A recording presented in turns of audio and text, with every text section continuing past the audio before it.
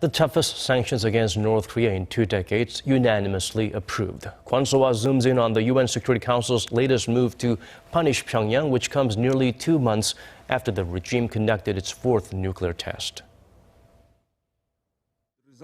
2270. That is the number of the new UN Security Council resolution, which embodies the strongest ever sanctions imposed on North Korea and took the longest time to be drafted. All 15 members of the Council raised their hand for a yes vote at the UN Security Council headquarters in New York, 57 days after North Korea's 4th nuclear test on January 6th. Sanctions on the regime's first test back in 2006 were adopted in just 5 days.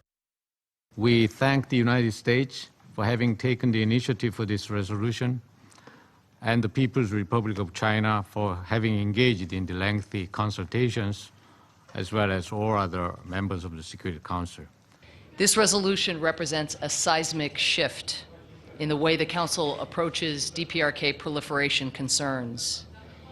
It recognizes at its core that in order to prevent the DPRK from continuing to advance its nuclear weapons program, the international community has to be prepared to sanction sectors beyond those directly related to the nuclear weapons program or their ballistic missile program.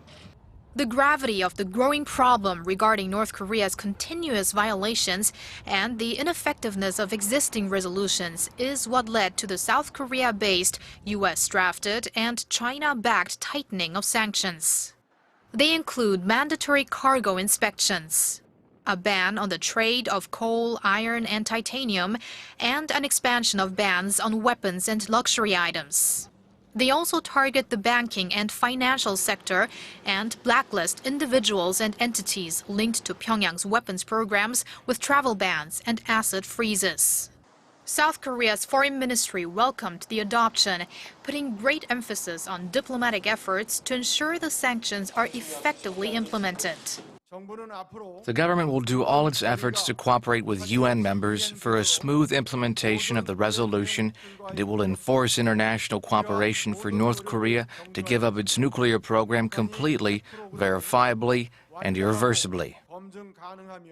As UN members have to submit a report within 3 months on how they plan to implement the new sanctions, the first meeting on the matter was held with 13 government branches at Seoul's foreign ministry on Thursday. Kwon Soa, Arirang News.